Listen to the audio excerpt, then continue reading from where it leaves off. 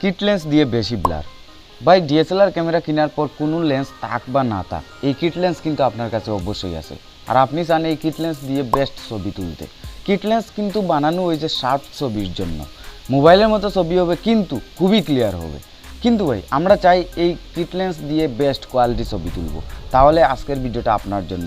আজকের ভিডিওতে আমি আপনাদেরকে কিছু ধারণা দিব যে কিট লেন্স দিয়ে সাধারণত যেরকম ছবি হয় এর থেকে কিছু বেটার কোয়ালিটি করার চেষ্টা করব। অ্যান্ড আপনাদেরকে দেখানোর চেষ্টা করব যে ভাই এমনটা করেন তাহলে কিট লেন্স দিয়েও আপনি মোটামুটি একটা ব্লার পাবেন। তো গাইস চলেন আজকের ভিডিওটি শুরু করি। আর দেখার অনুরোধ রইল যদি আপনি কিট লেন্স দিয়ে বেস্ট কোয়ালিটি তুলতে চান। দেখেন ডিএসএলআর ক্যামেরা কেনার পর আমরা কিন্তু একটা চিন্তা করি আমরা ছবিতে ব্লার বেশি পাবো। আপনারা ইন্টারনেটে দেখেন, অনলাইনে দেখেন, ফেসবুকে দেখেন, যে কোনো জায়গায় দেখেন ডিএসএলআরের ছবি কিন্তু আলাদা একটা গ্লো দেয় অ্যান্ড পিছনটা খুবই ব্লার থাকে। তো আমরা কিন্তু এমনটা চিন্তা করি, কিন্তু ভাই আমাদের বাজেট থাকে না, তখন আমরা কিট লেন্স আনি। আর কিট লেন্স দিয়ে কিন্তু এতটা ব্লার সম্ভব না। তো আমরা কি করব ভাই?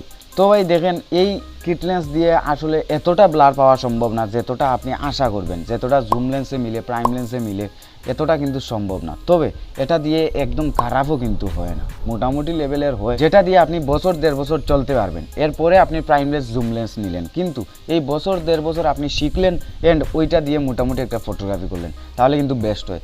আমি প্রথমে কি করছি, আমার কাছে একটা প্রাইম অ্যান্ড একটা কিট ছিল। তো কিট লেন্স দিয়ে আমি যেমন ধরেন বার্থডে প্রোগ্রাম অ্যান্ড ছোটোখাটো ওয়েডিং প্রোগ্রাম, এত বড় বড় না যে ভাই আমার বাজেটের বাইরে চলে যাবে এমনটা না, মোটামুটি ওয়েডিং প্রোগ্রাম যে গাঁও গ্রামে 1000-1500 টাকা মিলতো, তো ওই জায়গায় গিয়ে আমি কিট লেন্স দিয়ে ছবি তুলতাম অ্যান্ড প্রাইম লেন্স দিয়ে আমি আউটডোরে শ্যুট করতাম।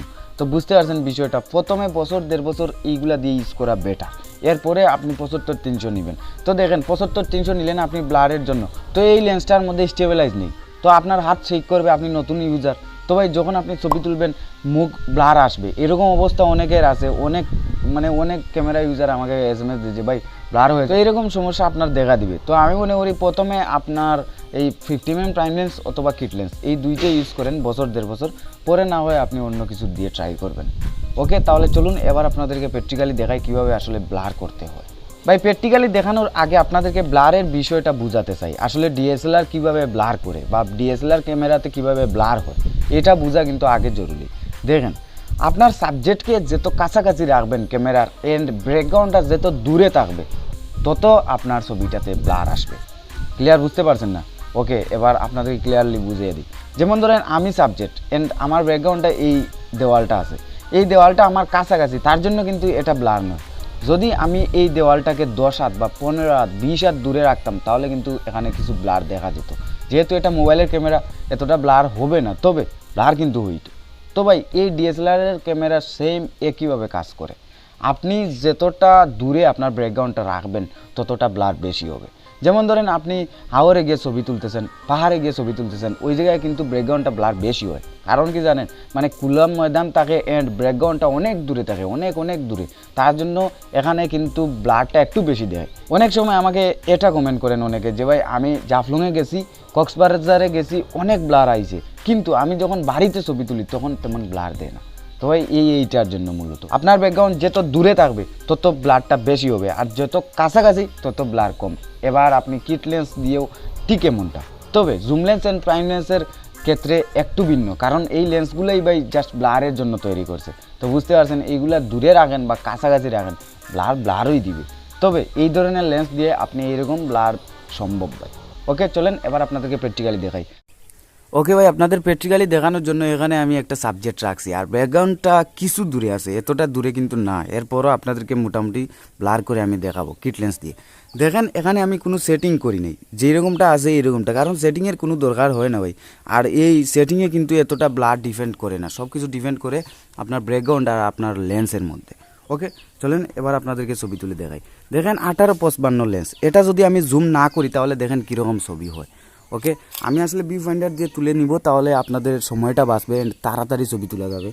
ওকে ভাই চলেন এবার আমি আপনাদের ছবি তুলে দেখাই। যদি আমি কোনো জুম না করি তাহলে কীরকম ছবি হয় আপনারা দেখেন। ওকে, দেখতে পাচ্ছেন কীরকম ছবি হয়েছে, কোনো ব্লার নয় অ্যান্ড সেম মোবাইলের মতো ছবি। তো বুঝতে পারছেন, এবার আপনাদেরকে দেখাই ফুল ফোকাল লেন্থ ইউজ করে, আমি সম্পূর্ণ এটা জুম করব। ওকে দেখেন, এই আসিল আপনার ফোকাল লেন্থ, এই সম্পূর্ণ জুম আছে। ওকে, এবার আপনাদেরকে একটা ছবি আমি তুলে দেখাই। তো দেখেন এই ছবি আর আগের ছবি দুইটা ছবির মধ্যে কিন্তু অনেক পার্থক্য দেখতে পাচ্ছেন, এটার মধ্যে কিছু কিন্তু আপনার ব্লার আছে।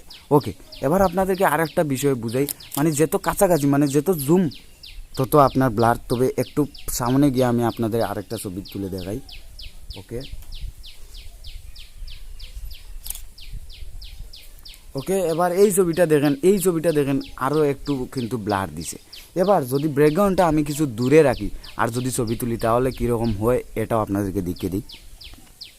ওকে ভাই, আগের ব্যাকগ্রাউন্ড থেকে কিন্তু এই ব্যাকগ্রাউন্ডটা কিছু দূরে আছে, তার জন্য এখানে আমি আপনাদেরকে শ্যুট করে দেখাবো। দেখেন এবার এখানে আমি একটা ছবি তুলি তাহলে বুঝতে পারবেন কীরকম ব্লার হয়।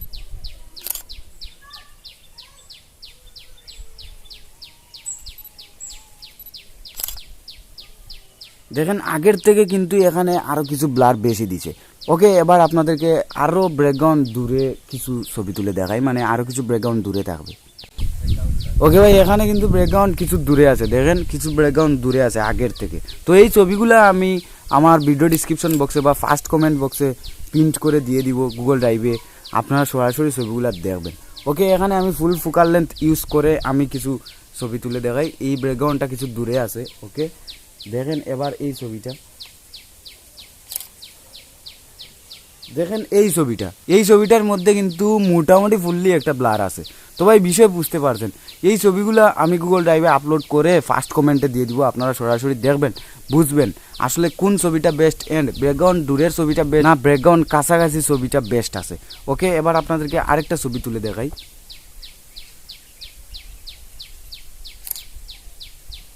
ওকে দেখেন এই ছবিটা, মানে দুইটা ছবি এই জায়গায় সেম অ্যাঙ্গেলে তুলে দেখাইছি, বুঝতে পারছেন বিষয়টা।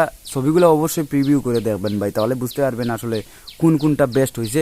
ব্যাকগ্রাউন্ড কাছাকাছি এটা না ব্যাকগ্রাউন্ড দূরে এটা না ফোকাল লেন্থ এটা না সম্পূর্ণ ফোকাল লেন্থ না ইউজ করে এটা।